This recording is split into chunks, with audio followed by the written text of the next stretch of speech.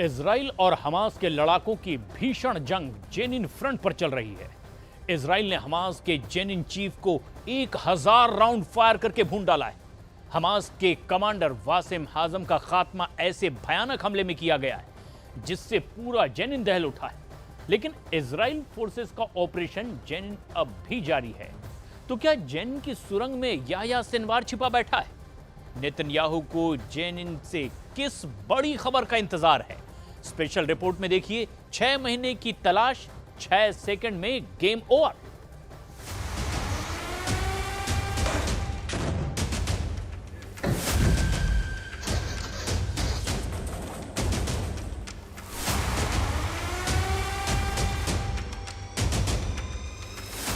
Camera number 1, camera number 2, camera number 3, camera number 4। Jenin में 20 सालों का सबसे बड़ा हमला। आईडीएफ ने मार गिराया हमास का जेनिन कमांडर। पहले गोलियों की बौछार, फिर ड्रोन अटैक।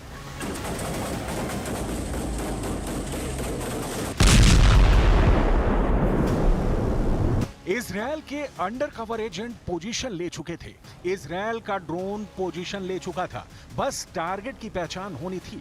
और जैसे ही टारगेट को लेकर इजरायली फोर्सेस को ग्रीन सिग्नल मिला, गोलियों की बौछार शुरू हो गई। कितनी गोलियां बरसाई गईं, किसी को नहीं मालूम। हाँ, ये पता है कि इजरायल के अंडरकवर एजेंट्स ने अपनी पूरी की पूरी मैगजीन खाली कर दी। गोलियां तब तक बरसती रहीं जब तक इजरायल के मोस्ट वांटेड की सांसें चलती रहीं। इसी कार में 2 और हमास के बंदूकधारी सवार थे। उन्होंने भागने की कोशिश की तो पहले से पोजीशन पर मुस्तैद ड्रोन ने उनके चीथड़े उड़ा दिए।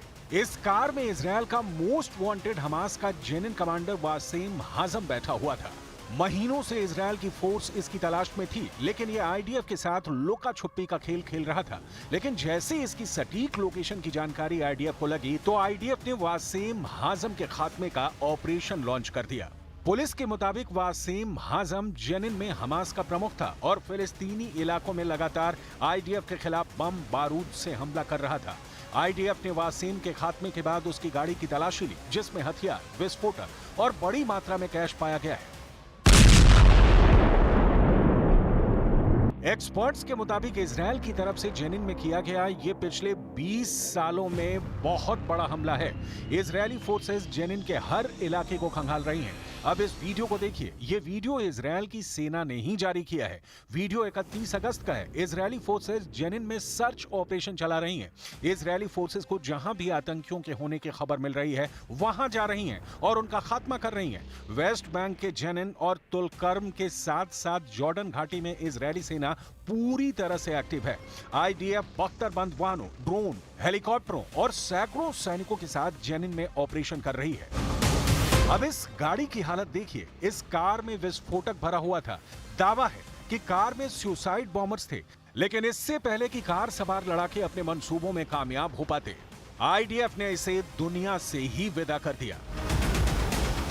आतंकवादियों ने करमेई तजूर के एंट्री गेट पर एक गार्ड को कुचलने की कोशिश की और आईडीएफ के इलाके में घुसपैठ की कोशिश में लगे थे।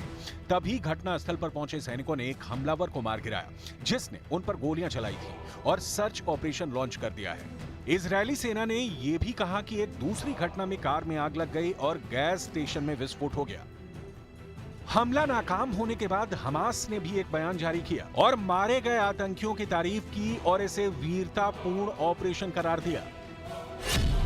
ये एक स्पष्ट संदेश है कि जब तक क्रूर कब्जे की आक्रामकता जारी रहेगी, तब तक हमारा प्रतिरोध भी लंबे समय तक और लगातार बना रहेगा। हमारे लोगों की जंग जारी रहेगी। जेनिन में आईडीएफ के धुआंधार ऑपरेशन से वहां के गवर्नर तिलमिला गए हैं। सुनिए क्या कह रहे हैं कमाल अबू अल रब। من قبل جيش الاحتلال الإسرائيلي الغاشم ضد أهلنا ومحاصرة المستشفيات وتعرض الهلال الأحمر والأطباء لعدوان إسرائيلي غاشم. حتى هناك كثير من الناس اللي بيطلبوا إغاثة يعني مش قادرين نصل لهم. सिर्फ जेनिन ने इजरायली सेना ने फिलिस्तीनी इस्लामिक जिहाद के central camp brigade commander Mohammed कैट रोई को मार गिराने का दावा किया है। आईडीएफ ने बताया कि शनिवार को मध्य गाजा में टारगेट बनाकर किए गए हवाई हमले में पीआईजे कमांडर की मौत हो गई। यरूशलेम पोस्ट ने आईडीएफ के हवाले से बताया कि इजरायल कैट रोई को रॉकेट हमलों के लिए जिम्मेदार मानता था जो गाजा पट्टी में किए गए थे। मारा गया कमांडर पीआईजे में डिप्टी ब्रिगेड कमांडर और खुफिया अधिकारी जैसे पदों पर काम कर चुका था। फिलिस्तीन इस्लामिक जिहाद को गाजा में हमास के बाद दूसरा सबसे बड़ा गुट माना जाता है। अमेरिका और इजरायल समेत कई देशों ने इसे आतंकी संगठन घोषित किया हुआ है। यह गुट वेस्ट बैंक में भी है। यह संगठन इजरायल पर सैन्य जीत को ही अपना उद्देश्य मानता है। इजरायल के आसमानी और जमीनी हमले में इजरायली सेना को लगातार कामयाबी मिल रही है, लेकिन जेनिन हो, वेस्ट बैंक हो, रफा हो या गाजा सिटी, हर ओर एक जैसी तबाही नजर आ रही है। ये समीर खलील हैं, आईडीएफ के हमले के बाद अपने टूटे हुए घर को देखने पहुंचे। 2 महीने में मारे गए 20 कमांडर। इजरायल ने 2 महीने से जंग बेहद ही तेज कर दी है। आईडीएफ, हमास और उससे जुड़े दूसरे संगठनों के करीब 20 कमांडर्स को मिट्टी में मिला चुकी है। जुलाई के बीच में ही हमास के प्लाटून कमांडर और अल खैर फाउंडेशन का निदेशक होसाम मंसूर मारा गया था। इसके अगले ही दिन खान यूनिस ब्रिगेड कमांडर रफा सलामेह मारा गया था, जिसे हमास प्रमुख याया सिनवार और हमास के सैन्य प्रमुख मोहम्मद दीफ के करीबी के रूप में जाना जाता था। हमास के अल फुरकान बटालियन के कमांडर जाबेर अजीज और वरिष्ठ कमांडर वालिद अल सौसी को भी मारा जा चुका है। 31 जुलाई को तेहरान में हमास नेता इस्माइल हानिया की भी मौत हो गई थी। हालांकि इजरायल ने इस हमले की जिम्मेदारी नहीं ली। वहीं इससे एक दिन पहले 30 जुलाई को बेरूत में हिजबुल्लाह कमांडर फुआद शुक्र को भी हवाई हमले में मार दिया गया था। जेनिन में इजरायली सेना की रेड का 4था दिन खत्म होने वाला है और आईडीएफ, हमास और उससे जुड़े संगठनों को लगातार ठिकाने लगा रही है। इस हमले में फिलिस्तीनियों की भी मौत हो रही है। हमले के बाद फिलिस्तीनी रेड क्रिसेंट सोसाइटी ने आईडीएफ पर आरोप लगाया कि जेनिन शरणार्थी शिविर में पहुंचने के बाद भी आईडीएफ ने उन्हें शवों और घायलों को ले जाने से रोक लगा दी। सोसाइटी का यह भी आरोप है कि सरकारी अस्पताल की बिजली गायब हो चुकी है। ऐसे में उनकी टीम घायलों को अल रजी अस्पताल में ले जा रही है। अब जेनिन से आए इस वीडियो को देखिए।